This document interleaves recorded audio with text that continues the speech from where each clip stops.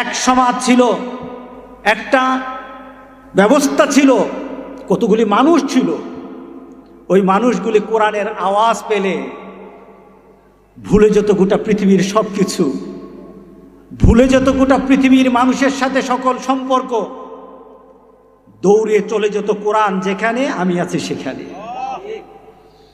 এর জন্য কবি দুঃখ করে বলেন, वो जमाना में मुअज़्ज़ज़ थी मुसलमान होकर और तुम खार बने हो तारिके कुरआ होकर।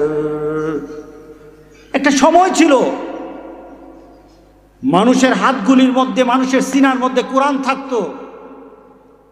মানুষ তখন তার সামনে কোরআনের আয়াতগুলিকে তার মডেল চলার পাথেয় বানিয়ে রাখত। সে কোরআন দিয়ে জান্নাত দেখত, সে কোরআন দিয়ে তার পরবর্তী জীবনের শান্তি খুঁজে বেড়াতো। সে সামনে কোরআনের আয়াতগুলি রাখত আর মনে মনে স্কেচ করত, মনে মনে ড্রয়িং করত।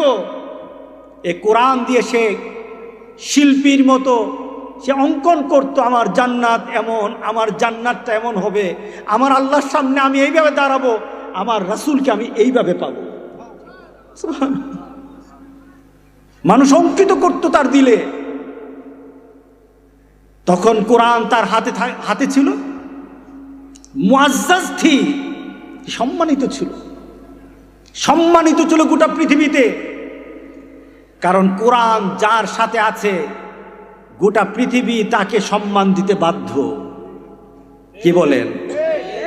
হয়তো প্রকাশ করে দিবে না, কিন্তু ভিতরে ভিতরে কিন্তু বলবে যে লোকটাকে হয়তো ভালোবাসি না, দেখাতে পারি না, কিছু স্বার্থ আছে, দেখাতে পারি না, কিছু সমস্যা আছে, কিন্তু ভিতরে ভিতরে কিন্তু বলে লোকটা কিন্তু ভালো। কে বলেন ঠিক আছে কিনা? বলে ভিতরে ভিতরে বলে লোকটা কিন্তু ভালো। কোরআন যার সাথে আছে তার মর্যাদা বেড়ে যাবে, সম্মানিত ছিল তারা। আমাদের অবস্থা কি?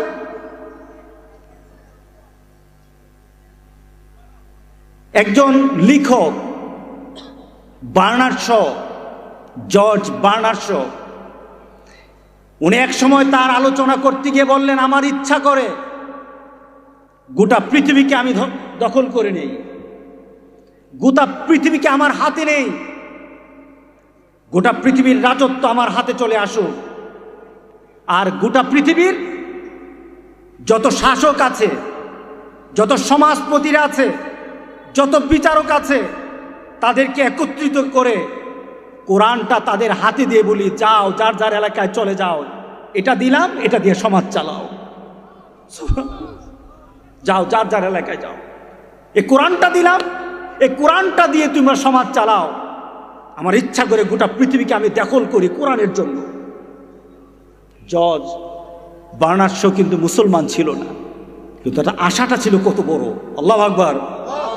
তার চিন্তাটা ছিল কত বিশাল, যে গোটা পৃথিবীতে শান্তি, গোটা পৃথিবীর মর্যাদা, গোটা পৃথিবীর মানুষের চাহিদা যদি পূরণ করতে হয়, তাহলে একটাই জিনিস পৃথিবীতে দরকার, সেটা হলো আল কোরআন। এছাড়া উপায় নাই,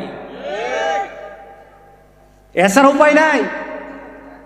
আপনার ঘর ভাঙা, আপনি মনে মনে চিন্তা করেন, এত কোরআন কোরআন করে কি আমার পেট চলবে? আপনি চিন্তা করেন, সমাজের আমি দায়িত্বে আছি, যে কোরআন নিয়ে হুজুর চলার মতো সুযোগ তো আমাদের নাই। আপনারা কোরআনের খেদমত করেন, আমরা আমাদের খেদমত করি। কোনো ব্যক্তি যদি অর্থনৈতিকভাবে তার ব্যবসায় সফলতা আসতে চায়, সে চিন্তা করে আমি ব্যবসায় করেই তো সময় পাই না, কখন আবার কোরআনের খেদমত করব? কি বলেন? হ্যাঁ, আমি আপনাদের কাছে একটা কথা রাখতে চাই, যার ঘরটা ভাঙা, যার ঘরে আবাদ আছে, যার পৃথিবীতে মর্যাদা আছে, সম্মান আছে, ভাঙা ঘরের মালিক আর পৃথিবীর মধ্যে যারা সমাজের নেতৃস্থানীয় ব্যক্তি, অর্থ দিয়ে, ক্ষমতা দিয়ে, ও লোকটা যখন মারা যায়, যাওয়ার সময় কে কি নিয়ে যায়?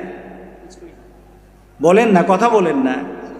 যাওয়ার সময় ওই ভাঙা ঘরের মালিকের অবস্থা যা, বাংলাদেশের রাষ্ট্রপ্রধান, প্রধানমন্ত্রী, মন্ত্রী, বাংলাদেশের ধনী যারা আছে সবার কিন্তু একই মান। কি বলেন, ঠিক আছে কিনা বলেন? নাকি মানের কোনো পার্থক্য আছে? আপনাদের এলাকার চেয়ারম্যানের জন্য এক ধরনের কাফন, আর আপনাদের গ্রামের যিনি ফকির ছিল, গরিব ছিল, তার কাপড়টা এক ধরনের। কি বলেন? মিয়া সবার কি? বাদশাহ হারুন আর রশিদ, বাদশাহ হারুন আর রশিদ মৃত্যুর মুহূর্তে বলল, এটাকে আবার বলে আলেকজান্ডারিয়া। বাদশাহ হারুনকে আবার কেউ বলে আলেকজান্ডারিয়া, আবার কেউ বলে বাদশাহ হারুন আর রশিদ। মৃত্যুর সময় বলেছিল যে আমার লাশকে তোমরা যখন নিয়ে যাবে 3টি কাজ করবে। প্রথম হলো আমার হাতটা বের করে রাখবে। বিষয় কি? বিষয় কি? আমার হাত দিয়ে আমি গোটা পৃথিবীর অর্থকে লালন পালন করেছি, গোটা পৃথিবীর অর্থকে আমি ব্যবহার করেছি আমার হাত দিয়ে। মানুষ চিন্তা করে আমার হাতে অর্থ ছাড়া কিছু নাই, আমার হাত ধরলে আমার অর্থ বেড়ে যায়, আমার হাতের মধ্যে অর্থের ক্ষমতা। মানুষ চিন্তা করলে বাদশাহ হারুনের সাথে হাত পাতলেই অর্থ পাওয়া যায়, তার চতুর্পাশে অর্থের ঝনঝনানি। কিন্তু গোটা পৃথিবীর মানুষ আমার শেষ যাত্রাটা দেখে যেন যায় আমি কিছু নিতে পারি নাই, আমি কিছু নিতে পারি নাই, আমার হাতগুলি খালি, আমার হাতগুলি খালি, আমার হাতগুলি খালি হয়ে গেছে। আর আমার পাশে ডাক্তারগুলিকে দাঁড়া করিয়ে রেখো, আমার লাশের কাছে ডাক্তারগুলি দাঁড়া করিয়ে রেখো। গোটা পৃথিবী চিন্তা করে যে আমাকে হয়তো বাঁচিয়ে রাখবে কোনো ডাক্তার বা অথবা কোনো হসপিটাল, ওরা আমারে পারে নাই। আল্লাহু আকবার বললেন না?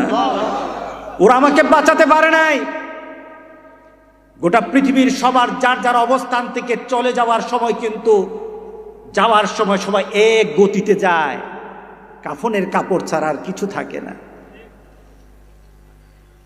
কিন্তু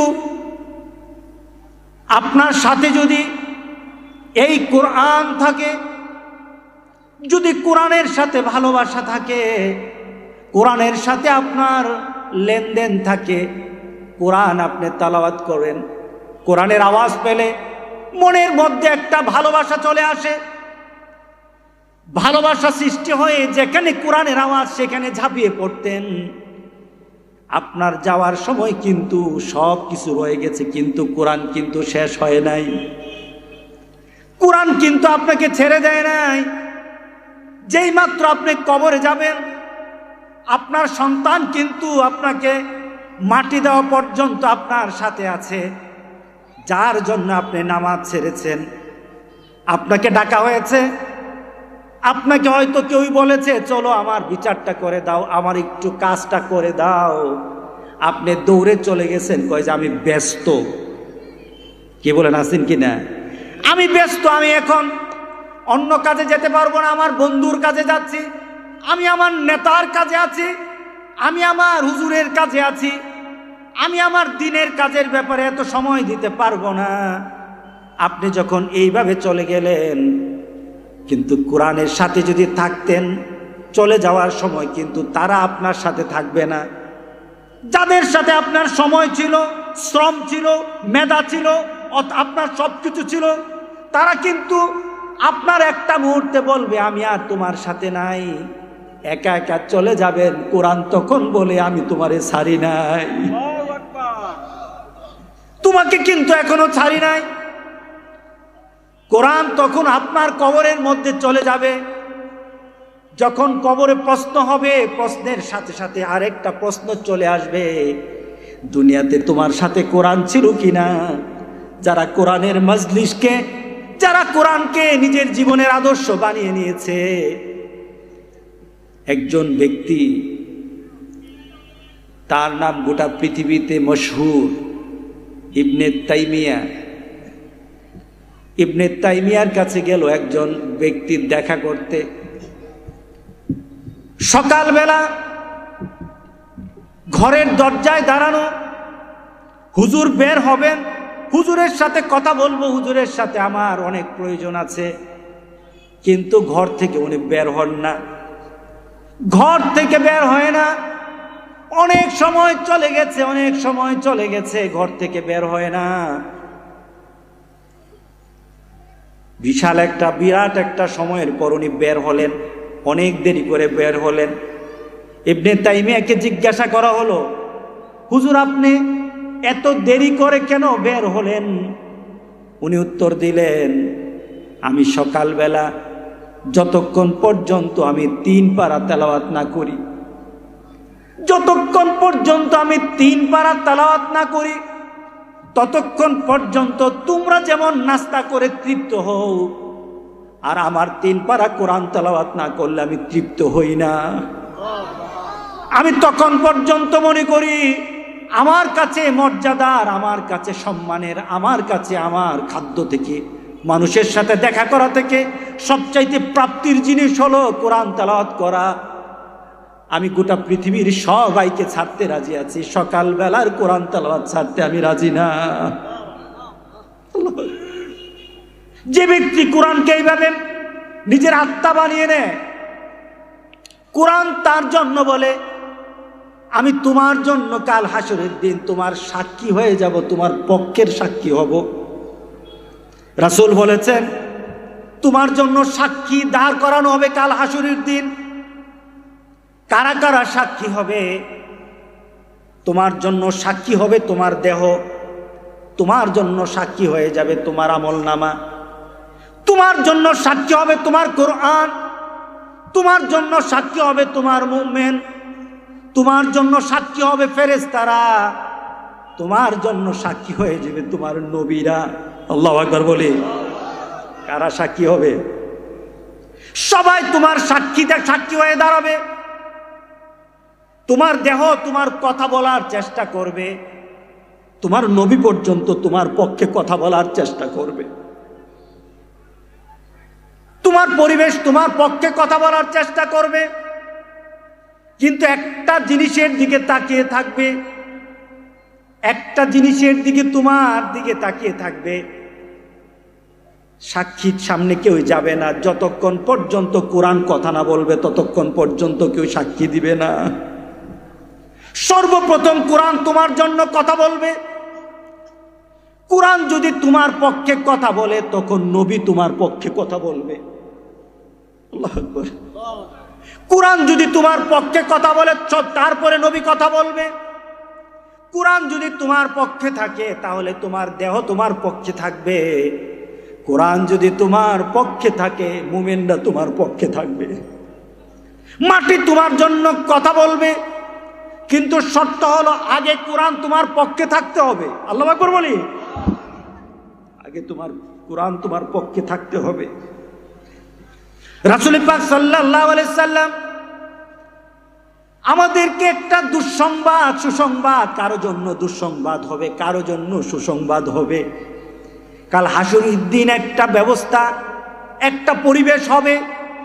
আমাদের চিন্তা হলো রাসূলের সুপারিশ আমাদের আগে দরকার কোরআনের সুপারিশ। কিসের সুপারিশ? কোরআনের। কারণ কোরআনকে যদি আমরা না পাই রাসূলও সুপারিশ করবে না। স্বয়ং কোরআনে কারিমে আল্লাহ সুবহানাহু ওয়া তাআলা বলেন, ইয়াউমা ইয়া'আদ্দু-যযালিমু আলা ইয়াদাই ইয়াকুলু ইয়া লাইতানি ইত্তাখাযতু মা'আর রাসূলি সাবিলা। আফসোস চলে আসবে। শুধু তাই নয়, রাসূল এই কোরআনের পক্ষে থাকা না থাকার কারণে রাসূল পর্যন্ত আল্লাহর দরবারে বললেন, আল্লাহর দরবারে নালিশ করবেন, ইয়া রাব্বি ইন্না কওমি ইত্তাখাযু হাযাল কুরআনা মাহজুরা। আল্লাহু আকবার। কে নালিশ করবে? বলেন তো কে নালিশ করবে? রাসূল নালিশ করবে আল্লাহর দরবারে। কারণ কেন নালিশ করবে? কোরআন আপনার অনেকের পক্ষে যখন থাকবে না, তাদের বিরুদ্ধে নালিশ করবে আল্লাহর কাছে। আয় আল্লাহ, হয়তো সে চিন্তা করে আছে আমি তার সুপারিশ করব, কিন্তু তার সাথে কোরআন নাই। আমি বরং তোমার কাছে নালিশ করি, আয় আল্লাহ তাকে তুমি শাস্তি দাও, কারণ তার সাথে দুনিয়াতে, তার কাছে দুনিয়াতে আমি কোরআন রেখে আসছিলাম, কোরআনকে সে ধরেও নাই, পড়েও নাই, মানেও নাই। কি বলেন, আছে কি না এমন? কে বলবে কথাটা? কে বলবে? রাসূল। কার কাছে বলবে? কার কাছে বলবে বলে? কার জন্য বলবে? উম্মতের জন্য। উম্মতের জন্য। আপনি যত কিছুই দেখেন দুনিয়াতে, যার সাথে কোরআন নাই তার থেকে ফকির আর কেউই নাই। যে কোরআনকে পড়তে জানে না, কোরআন মানে না, কোরআনের মাহফিলের মর্যাদা দিতে জানে না, আল্লাহর কসম বড় জানাজা নিয়ে মরতে পারবে, কিন্তু কবরটা কিন্তু শান্তির হবে না। কোরআন ছাড়া উপায় নাই। কে বলেন ঠিক আছে কিনা বলেন? কোরআন আছে যেখানে, শান্তি আছে সেখানে। রাসূল পর্যন্ত নালিশ করে বলবেন, ইয়া রাব্বি, আয় আমার রব, ইন্না কওমি ইত্তাখাযু হাযাল কুরআনা মাহজুরা, পরিত্যক্ত রেখেছে এই যে একটা কোরআন আমার সামনে। এই কোরআনের প্রত্যেকটি আয়াতের মধ্যে দাগ দেওয়া আছে। কোরআনের প্রত্যেকটি পাতার মধ্যে লেখা আছে, কোরআনের পাতাগুলি পুরান হয়ে গেছে। কোরআনটা একটা, হয়তো কোনো ছেলে এই কোরআনটাকে রেগুলার পড়ে, ডাকতে ডাকতে কোরআনটাকে বিভিন্ন ভাবে সে দেখেছে, কোরআনের আয়াতগুলি সে নিজের মেমোরিতে আনার জন্য বিভিন্ন চিহ্ন দিয়েছে। কোরআনটাকে সে এমন ভাবে নিয়েছে, কোরআনটা পুরান হয়ে গেছে, কোরআনে ঘাম লেগেছে তার, কোরআনে তার থুতুগুলি কোরআনের পাতার মধ্যে লেগে আছে। যখন ঘুমায় কোরআনটার দিকে তাকিয়ে থাকে, কোরআনটার দিকে তাকিয়ে থাকে, কারণ ঘুম থেকে উঠেই তো আবার এই কোরআনটা ধরতে হবে, কোরআনটা ঠিক আছে কিনা। আপনি যখন কোরআনের সাথে এমন একটা ভালোবাসা সৃষ্টি করতে পারবেন, কোরআনকে যখন আপনার হাতের ব্যাগ বানিয়ে নেবেন, আল্লাহু আকবার বলি, এই কোরআনটা যখন পুরান হয়ে যাবে, কোরআন তখন আপনার জন্য আল্লাহর দরবারে বলবে, আমাকে ব্যবহার করতে করতে সে কোরআন করে ফেলেছে। তুমি যেইভাবে চেয়েছো সেইভাবে পড়েছে। আল্লাহর দরবারে কোরআন বলবে, আমি সাক্ষী দিতেছি তোমারে বান্দা আমাকে দুনিয়াতে ভুলে যায় নাই। আয় আল্লাহ, তুমি মেহেরবানি করে তোমার কোরআনের কথা দিয়ে তাকে তুমি মাফ করে দাও, কারণ কোরআনের কথাগুলি কার? কোরআনের কথাগুলি আল্লাহর। আর আল্লাহর কথাই সবচাইতে সত্য। আল্লাহ বলেছেন, কোরআন যার, এই কোরআন নিয়ে যে চলবে তাকে আল্লাহ সমৃদ্ধ করবেন। এই কোরআন নিয়ে যারা দুনিয়ার যে সম্মান আর মর্যাদা, ইজ্জত, অর্থ, দুনিয়াতে ক্ষমতা যদি পেতে চায়, কোরআন তাকে আগায়া দিবে। সুবহানাল্লাহ বললেন না? জর্জ বার্নার্ড শো কি বলল, যে এই কোরআন দিয়ে আমার মন চাই গোটা পৃথিবীর মানুষের কাছে আমি কোরআনকে দিয়ে বলি যাই, শাসন করো কোরআন দিয়ে। অনেক মনীষী পৃথিবীর জন্য বলেছে। আমাদের একজন পরিচিত ব্যক্তি আছে, করমচাঁদ গান্ধী, চেনেন কিনা? করমচাঁদ গান্ধী ভারতের কি নেতার নাম কি? করমচাঁদ গান্ধী, যাকে গান্ধীজি বলে। গান্ধী কোরআন পড়েছে, রাসূলের জীবনী পড়েছে, ইতিহাস পড়েছে, সে ইসলাম সম্পর্কে জেনেছে। জানার পরে তার পাশে বড় বড় আলেমদেরকে স্থান করে দিয়েছে। আপনারা যারা মুরব্বী তারা জানেন, ভারতের একসময় মন্ত্রী ছিল, দুইটা পার্লামেন্টের দুইটা বিভাগের সে মন্ত্রী ছিল। একটা শিক্ষামন্ত্রী, আরেকজন কি মন্ত্রী যেন ছিল, তারা দুই ভাই, মাওলানা ব্রাদার্স। আবুল কালাম আজাদ শিক্ষামন্ত্রী ছিল। ওই শিক্ষামন্ত্রী তার পাশে স্থান পেয়েছে, বড় বড় আলেমরা তার পাশে স্থান পেত। মুসলমানদের কোরআন নিয়ে সে গবেষণা করত, হাদিস নিয়ে গবেষণা করত। তাকে জিজ্ঞাসা করা হলো, তুমি যে ইসলাম সম্পর্কে এত স্টাডি করছো, তুমি মুসলমানদেরকে নিয়ে এত গবেষণা করো, তুমি কি মুসলমান হয়ে যাবে নাকি? তোমার চিন্তাটা কি? উগ্রবাদী হিন্দুরা তাকে বলল যে তুমি কি কুরআন পড়ে মুসলমান হয়ে যাবে নাকি? সে তখন উত্তর দিল, মুসলমান তো হতে চাই, মুসলমান তো হওয়া দরকার, আর মুসলমান হলে পৃথিবীতে শান্তি আনা যাবে, শান্তি পাওয়া যাবে। কিন্তু একটা আফসোসের বিষয়, মুসলমান হতে চায় কিন্তু গোটা পৃথিবীতে কোরআন এবং হাদিসের মুসলমান নাই। কোরআন এবং হাদিসের মুসলমান খুঁজে পাই না। মুহাম্মদ দরকার নেই, শুধু উমরের মতো একটা লোক যদি পেতাম, আমি করমচাঁদ গান্ধী কবি মুসলমান হয়ে যেতাম। আল্লাহু আকবার।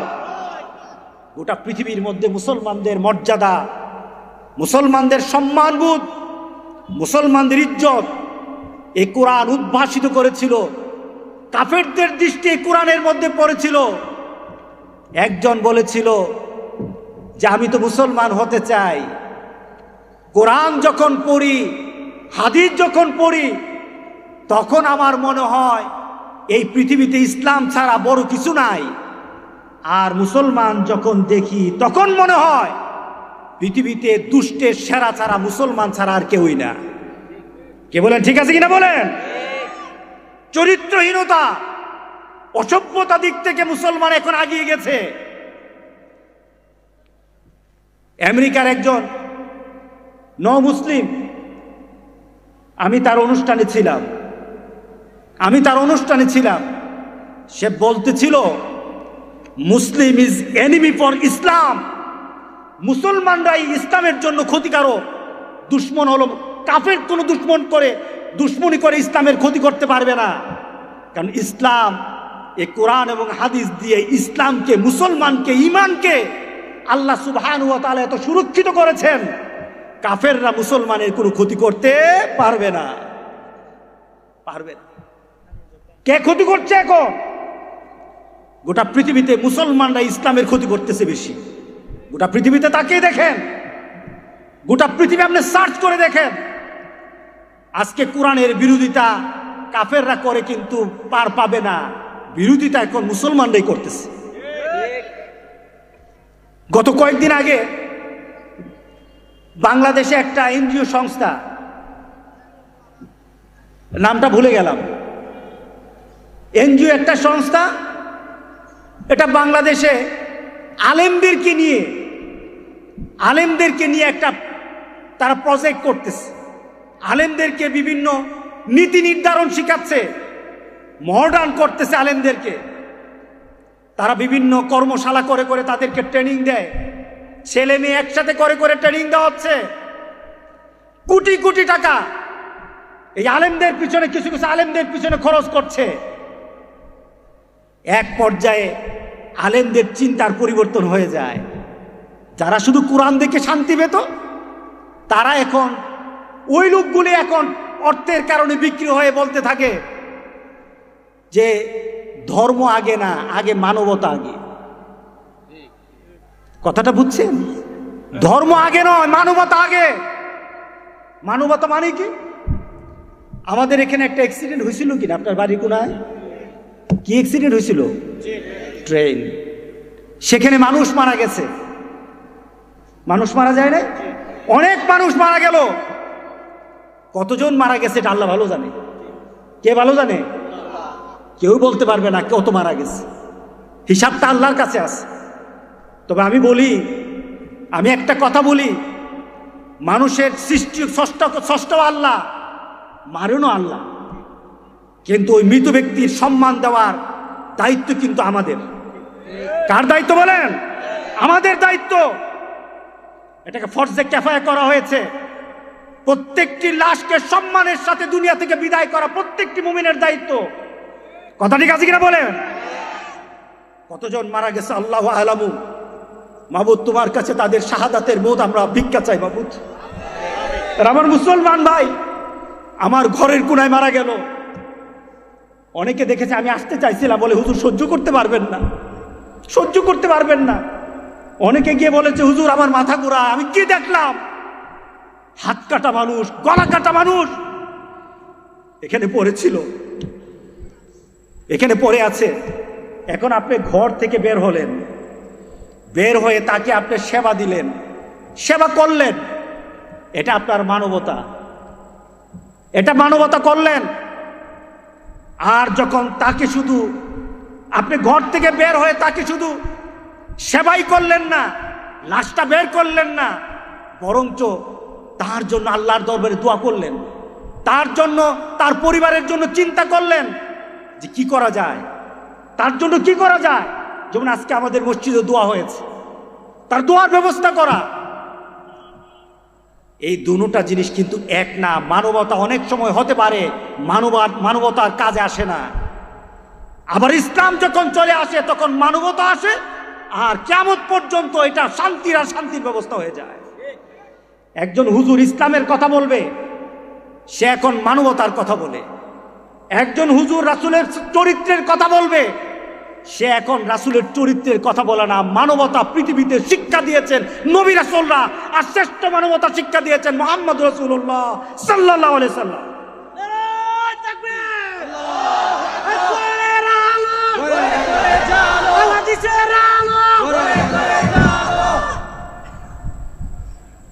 কথা দরকার ছিল তাকে শিক্ষা দেওয়া। মানবতা পৃথিবীতে কেউই দেখাতে পারে নাই। গোটা পৃথিবীর মানবতা সৃষ্টি করেছেন মুহাম্মদ সাল্লাল্লাহু আলাইহি সাল্লাম। কিসের মানবতা? যেখানে কোনো মানুষের দাম ছিল না, সেখানে মানুষের দাম, মানুষের মর্যাদা কার কি কতটুকু, এই কোরআন এবং হাদিসের মাধ্যমে আমরা জেনেছি। কি বলেন? বাবার মর্যাদা কতটুকু, মার মর্যাদা কতটুকু, নেতার মর্যাদা কতটুকু, ইমামের মর্যাদা কতটুকু, কোনো বাদ দেওয়া হয় না। রাস্তার ফকিরের মর্যাদা পর্যন্ত রাসূল বলে গেছেন, বলে যায় নাই?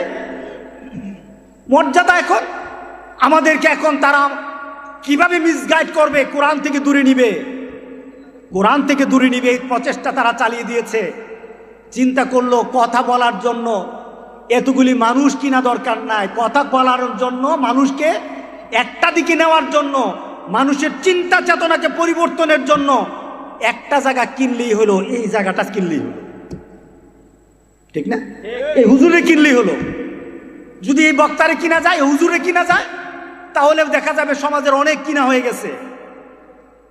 তবে আজকে একটা কথা শেষ বেলা রেখে যায়, আফসুসের কথা বলে যায়। দুনিয়াতে আফসুস করছেন, এখন দুনিয়াতে আফসুস করবেন আপনারা, দুনিয়াতে আফসুস করবো আমরা এইভাবে। আরে কোরআনের নীতি তো সমাজে নাই, এই একটা ছোট্ট একটা আফসুস মাত্র। কিন্তু আখিরাতে কি হবে? আখিরাতে তখন আপনার জন্য আপনি নিজে বলবেন, ইয়া লাইতানি লাম আত্তাখিজ ফুলানান খালিলা, ইয়া ওয়াইলাতা লাইতানি, ইয়া ওয়াইলাতা, আরে কি করলাম, আরে আমি রাসূলকে কেন ধরলাম না। এভাবে আফসোস করতে থাকবে মানুষ, আখিরাতে আফসোস করতে থাকবে। শুধু তাই নয়, আফসোস করা অবস্থায় মানুষের অবস্থা কি হবে? ইয়াউমা ইয়াযুজ যালিমু আলা ইয়াদাই, জালিম তো তারা, রাগ করবেন না কথাটা, আপনার সাথে আমার কোনো শত্রুতা নাই। আল্লাহ বলেছেন, এর জন্য বলতেছি, জালিম তো তারা যারা কোরআন পড়তে পারে না। রাগ করছেন নাকি? যারা কোরআন পড়তে পারে না, হুজুর এত বড় কথা বলি তো আমরা পারি না দেখে হুজুর এই কথা বললো। আমি এই কথার কারণে যদি আপনাকে একটু গিয়ার আপ করতে পারি, আপনিও সার্থক, আমিও সার্থক। কথা ঠিক আছে কিনা বলেন? আর যদি আমার প্রতি রাগ করে আপনি মনে করেন হুজুরে এত বড় কথা বলে গেল, তবে মনে রাখবেন আমি কিন্তু আখিরাতে বেঁচে যাব।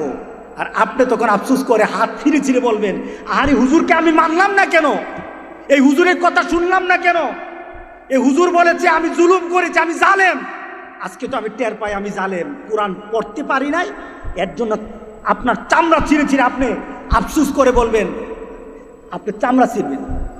আল্লাহ কোরআনে কারিমে বলেছে যে আপনি হাত কামড় দিয়ে হাতটাকে ছিঁড়ে ফেলবেন। আখিরাতের হাত দুনিয়ার হাত না, আখিরাতের যন্ত্রণা দুনিয়ার যন্ত্রণা না, আখিরাতের যে আফসোস দুনিয়ার আফসোস না, সেখানে আফসোস চূড়ান্ত আফসোস হবে, আফসোসের শেষ হবে না। আজকে আল্লাহর কাছে আমরা চাই, আমি গত কয়েকদিন আগে গতকাল আমি নিজের ভিতরে একটা চিন্তা এনেছি, এই মাহফিল দিয়ে ইসলামের খেদমত হচ্ছে একটা গতিতে, কিন্তু এই গতিতে হবে না, এই গতিতে ইসলামের খেদমত হবে না। নতুন গতি নিয়ে আসতে হবে। যারা কোরআনকে মহব্বত করে তাদেরকে মাহফিলের যারা কমিটি আছে তাদের উদ্যোগে কোরআন শিক্ষার ব্যবস্থা করতে হবে। তুমি তাফসির করো, আরে তাফসির তো পরে, আগে ঘর সংসার আগে না কবুল আগে? বলেন ঘর সংসার আগে না কবুল আগে? এখন আপনি যদি আগে খালি ঘর সংসারের চিন্তা করেন, পোলাবানের চিন্তা করেন, তাহলে কি হইল নাকি? আগে কি করতে হবে? আগে তো কবুল করতে হবে। আগে কবুল করেন, আপনি কোরআন পড়ার ব্যবস্থা করেন, এরপর তাফসিরের মাহফিল হবে। কোরআন শিখার আহ্বান করি, আর আখিরাতের আফসোস থেকে বাঁচার জন্য এখনই আমরা প্রস্তুত হয়ে যাই। আল্লাহ আমাদের সবাইকে কবুল করে নিক, আল্লাহ আমাদের সবাইকে কবুল করে নিক। আল্লাহ আমাদেরকে কোরআনের উপর মৃত্যুবরণ করার তৌফিক দান করুক। কোরআন বুঝে যেন মরতে পারি, ন্যূনতম কোরআন তেলাওয়াত করতে করতে যেন আমরা মরতে পারি, আল্লাহ যেন তৌফিক দান করে দেয়।